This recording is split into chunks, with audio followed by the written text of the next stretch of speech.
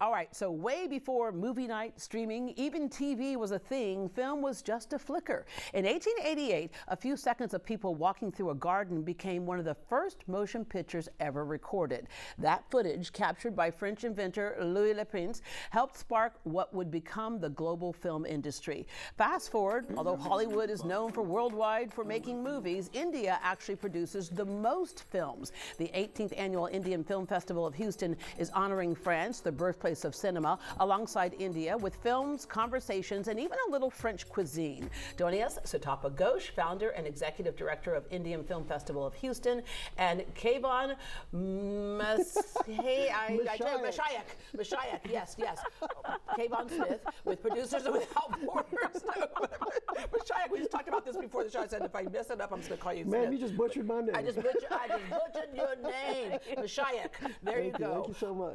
Okay, you were such a great film person because you woke up this morning and said, what should I wear? And you looked at our set and said, let me coordinate with the set. Well, it was important because it was like, I was on a very important set. Yeah, well, thank you very much. I'm an award-winning hostess. So I appreciate it. Thank you. Sutapa, you're an award-winning filmmaker, and you're voted most 100 creative people in Texas at one point, Lifetime Achievement Award from President Biden. What got you interested in film to begin with? Well, where I come from, Calcutta, we eat, drink, and sleep art, cinema, culture, and I think that's what got me excited, growing up there. Of course, I moved to US after that, but I produced both the films in India, and they were awarded in Cannes, Berlin, and all, and also the national award, which is like Oscar in India. Yeah. But I think the human story, and the human beings, that what attracts me, though we live in a materialistic world and we do all have our oil and gas in business and all that, but at the end of the day, it's all human being. Yeah. And film is that connective tissue. 100%. I can't tell you, because I grew up, my early days overseas in Asia, and I can't tell you how many movies we watched that we didn't understand a single word, but we understood the movie. Yes. Right? Cinema has no language. Nowadays, any country, any language, emotions are always same for human emotions. And I was just discussing with Keyvan, it's a cycle. We started from there, then we went with all this busy world and invention and law and suing each other and all that crap, and now we are getting back to when it's said with an accent, it's all good, all that crap. And now we are getting back to the actual human relationship, human emotions. Yeah. Why God has sent us to this world.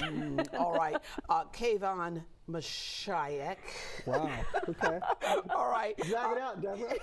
Attorney turned filmmaker. Yes, Your ma'am. first film, The Keeper, The Legend of Omar Khayyam. Yes. Omar Okay. Khayyam, yeah. Premiered at the Moscow Film Festival. What made you jump off the ledge and go, okay, yes, I'm an attorney, but I love film? Well, it comes. That story came about as a result of I'm an immigrant to the United States. When I was a little boy. My parents immigrated to the United States from Iran, and all the lessons of life that my parents used to try to relate to us was done through poetry.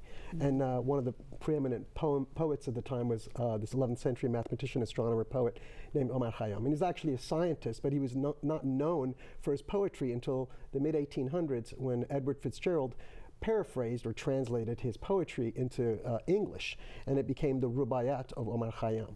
So at that time, I found that quite fascinating that children of immigrants, when they come to the United States, they divorce themselves from their past and their associations for things that, they feel uncomfortable with, because now they're displaced in a country and they're trying to adapt. And what does assimilation look like? All of that, and when because everybody wants to be American as possible, you're trying to fit in, and at the time, the hostage crisis was going on, you'd get your ass kicked. Sorry, I don't know if I can say that. You get your butt kicked. Behind.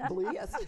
Excuse me. But if you didn't know how to understand the microcosm of which you were living in at the time, because there was a lot of animosity and hatred towards people from the Middle East. But this is something that you. And it's all cyclical, because it all comes back around. So the lessons that you learn at the time is that it's very, very important to keep those stories in your past alive, because that's what makes your future more meaningful. Yeah. So that's why you were mentored by a really kind of interesting person. Branko Lustig, yeah, he was an Oscar-winning producer of Gladiator and Schindler's List, two-time Oscar. He He was my father figure in film, and I met him at a film festival in Abu Dhabi back in 2007, I believe. And he took me under his wing. Actually, the funny story here is, if I can just go back, you know, I won this festival. I did pitch competition. It was a one-line pitch, and as a result, his wife was so impressed with the fact that while we were there and she was being ignored, I was always catering and trying to find out information for her. So when we went back to the United States, she made him contact me and invite me over for Easter dinner. Oh, wow. And he was Jewish and she was Catholic, Orthodox Catholic. And you are? And well, I'm whatever. I was brought in a very non-religious family. So if you come to my house, you'll be Southern well, Baptist. I'll tell you if I want why, you. because you know, think about it. I came from an Islamic country. Okay, Yeah. so, and I went No, to. and the reason why I asked is that I like that all these different people are sitting at the table. No, together. but I'll explain to you. Yes. And I was put in a Southern Baptist school, so I went to Second Baptist, Okay. and then I went to St. Thomas All Boys Catholic School, Yeah. and half my friends were Jewish. So I was completely inundated with these monotheistic religions as a child, and I was completely confused. And the only way, as this kid that was trying to survive, is don't get into fights with people over these issues. That because you're a smaller guy than them, they can kick your butt. So it was really about survival. So Yeah. it's like get along, know how to get along, and be able to assimilate in such a way that But you it was can. cool because there's another lesson in there, and we're about to run out of time for that. But there's another lesson in there, and that people are always watching what you do. You never know how it's going to lead to the next thing Exactly. that you get to do. All right, because I'm sure he doesn't mentor everybody, right? Okay, Producers Without Borders. So as you mentioned, what's interesting about this year with the Indian Film Festival Yes. is that we have focused on Indian films before only, but we're looking at Producers Without Borders and how films are, I mentioned earlier, the connective tissue between countries and cultures. Right. So going forward, 2026, our tagline is collaborate, create, and deliver. So we collaborated with Producers Without Borders, which is Kevan is the founder, and we also decided to honor of another country apart from India. And France being the birthplace of cinema, we chose French films, also their cuisine and music.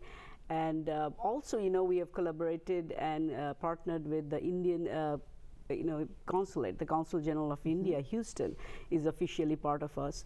We are very proud that we are been doing this 13 years in Asia Society. So all these things are coming together and partnering together. So it's not only limited to India now. Yeah. We are growing beyond. And it's not only Bollywood, by the way. It's India has more to offer. I always say we are proud of Bollywood, but we are beyond Bollywood. Yeah. India has a lot to offer. All right, films at the festival. Is it Nino? Because there's like the French pronunciation, Yes, there's the it's Spanish Nino. pronunciation. Yeah. Yes, it's Nino.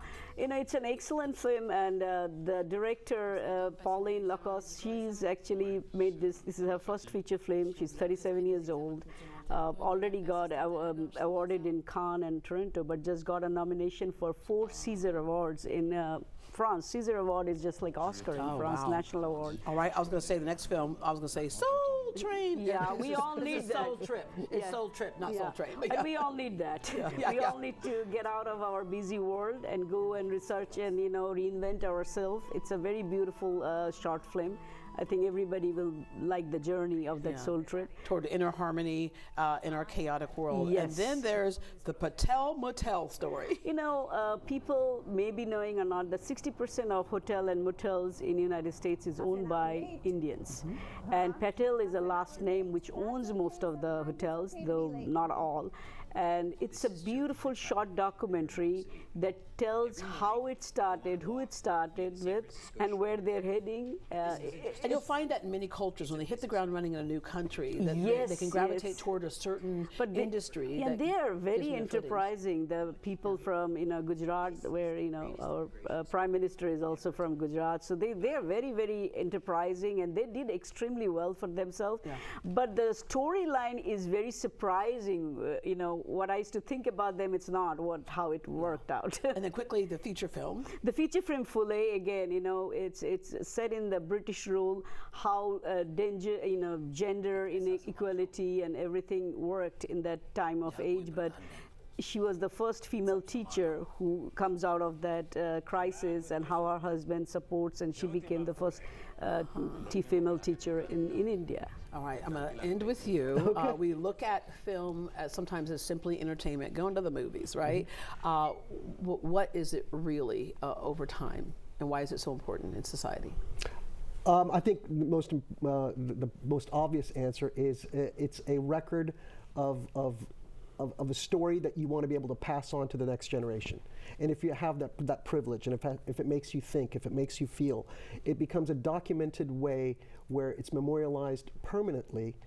In the past, it was on celluloid, and so future generations can understand our stories from the past. Because as my movie, The Keeper of the Legend, it's all about those stories in the past that make your future more meaningful. Yeah, but so when you're in the present and understand that, and you're able to pass that on to the future, that's the most powerful thing you can do. Yeah, and I love that in the most diversity in the country. Yes. What we realize is that no matter what country you're from, or no matter what religion, what language you speak, is that we all can hurt, we all can love, we all have happiness, we all have human emotions that we share. So thank you so much for this, Sutapa, and we want to let people know the 18th Indian Film Festival of Houston returns February 27th and 28th at the Asia Society Texas Center. Individual tickets and all-day passes are still available. For tickets or more information, visit iffhinc.org. Again, that's iffhinc.org. And if you've never been before, it's just a wonderful experience.